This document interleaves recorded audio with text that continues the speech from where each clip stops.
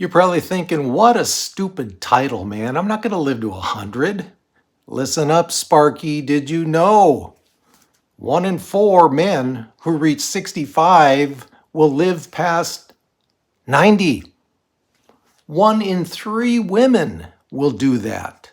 So even if you're not going to live to 100, chances are you might live past 90. And guess what? You can leave the rest of that money to your family. At least this way you'll be set, right? You won't have to worry about having enough money to live on in retirement.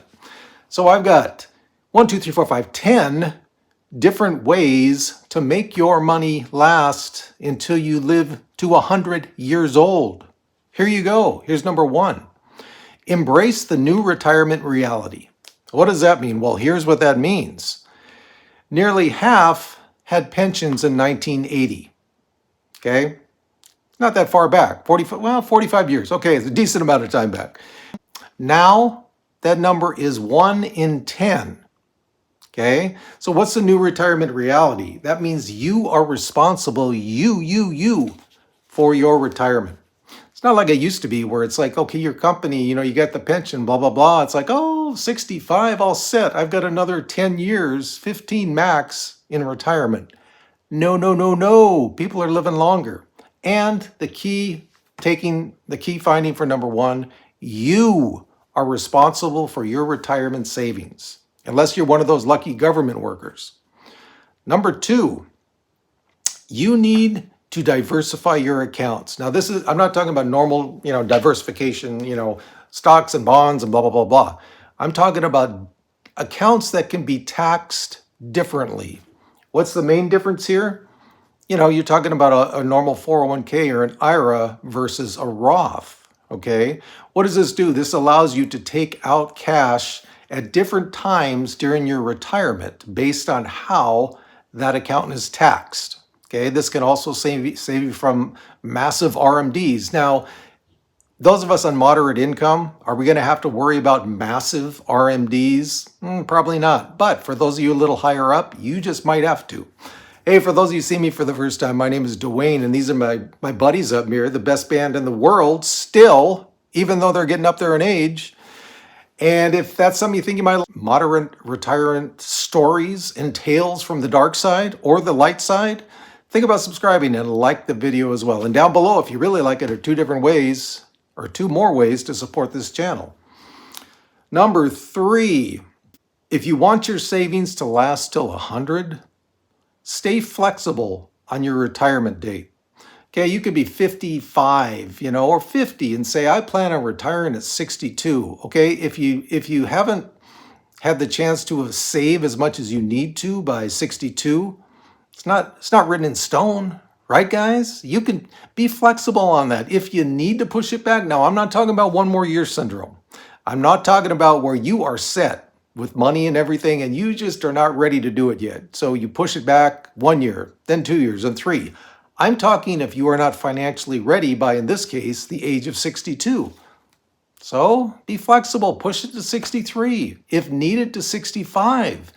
The one thing you do not want to do is you do not want to go into retirement and you are not, let's say 90% or more, sure that you are financially set for the next 30 years. All right. Now, for those of you retiring later, in their 70s, okay, and it doesn't have to be 30 years, it could be 15 or even 20, right? Make sure you're set. What does that mean? Don't set your date in stone, your retirement date. Number 4, build different income streams. Okay, what's one income stream? One income stream could be the distributions from your 401k. Another income stream could be Social Security. You can even do another one if you want. An annuity. What does this do? This gives you, let's say you had those 3 right there. This gives you stable monthly income that you can rely on. Okay. As far as making your savings last to 100, that's big. Dare I say, huge. So in this case, an annuity is a great idea. Now, as I've always said on this channel, yes, I like annuities, but only for a small part of your whole portfolio. Okay, you don't want an income for like a half your whole investment portfolio. But if you got Social Security, if you got your investments, and then you have an annuity, that's a good way to ensure your savings will last down the road. What's another one? You have to make sure you create the right distribution strategy. Now, the two main ones are the bucket strategy and what I believe in, the 4% withdrawal strategy. Okay. You have to figure this out years before you retire. I would heavily advise against experimenting when you get to retire. Well, I'll try this bucket strategy, this wacky bucket strategy for the first year, see how it goes. No, you should be set on that before you retire. Now, if you get into problems with it, that's different. Okay, then it might be time to like change your withdrawal strategy. And if any of you are not sure about how you are going to withdraw your funds in retirement, get a financial advisor. Now, you've seen me say on this channel multiple times, you don't need a financial advisor. Well, some of you do, and that's fine. Okay, you know who you are. Here's the next one. Am I on 5 or 6? I have no idea. Be strategic with Social Security. What do I mean by that? Again, here's what I mean. Let's say you're married and you're a man who is 5-10 years older than his wife. You want to make sure that she's going to be set while you're gone. Okay, so you're going to probably push that out as long as you can, probably maybe until 70 before you declare Social Security. That is being strategic in your Social Security. Okay, even if you don't live to 100, maybe that'll cover your wife until 100, right? You can't just go in and say, okay, I'm gonna take Social Security at 62 with no thought behind that. Initially, I thought I was gonna do that, guys. I really did. Then I started earning money from this YouTube channel.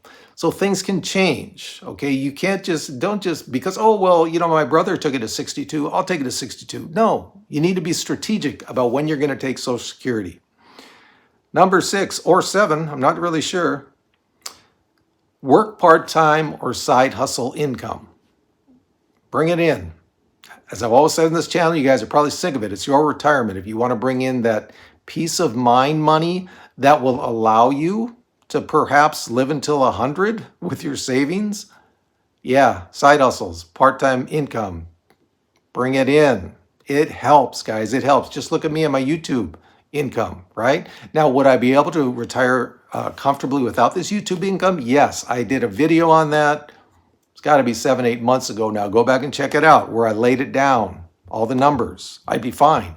But this helps. This gives you peace of mind money, so you're not sitting there every day wondering, biting your nails down to the core, whether or not you have enough money to last for as long as you need.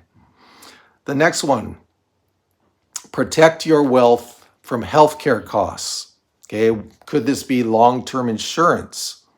Could be. I do not have that. Some of you do. Guys, leave me comments for those of you that have long-term health insurance. Has that given you more peace of mind? Did you regret that you got it? Are you happy that you got it? I'm really curious about that. So leave us some comments on that. Next one, do not by any means forget emergency savings. Okay, this is not something you'd normally put into your, let's say, retirement portfolio. This is on top of that. Okay, I mean, most advisors say at least 6 months emergency saving. I double that. I'd say at least a year. If you get into some bad fix, and yes, you do have your retirement savings, but isn't it good to know you've got like a year? A year's worth of emergency savings. So if, let's say your roof collapses on you, you don't have to dig so much into your retirement savings for that. You've already got the emergency savings in case something like that would happen. That helps a lot. That gives you additional peace of mind. So there you go, guys. There are different ways to make your money last until you are 100. Okay, now these guys up here, I think they're set. They're probably set till if they live to 1,000. But there's so many different ways you can do it. I think the main word here is flexibility. If you put some of those steps into action now, you are more flexible with your money. It's not like even the people that retired on pensions years ago, okay, what happens if the cost of living went way up? Yes, they probably get a bump on their yearly pension in some cases for cost of living. But just like Social Security on those COLA adjustments, does it always cover inflation? No, it doesn't. Just look back 2-3 years ago when we had that massive inflation. COLA went up, but did it cover all the inflation increases? No. So flexibility, guys, is going to get you through a lot of this. You want as much flexibility in retirement financially as you can. So why not build in these different points, these different income streams, these different ways to be flexible? If something bad does happen, you'll still be able to live till maybe not 100, but let's say 95 in 6 months. How's that? And as always, from the lovely, not high desert, I'm in Los Angeles, where it's about to start pouring. We got this.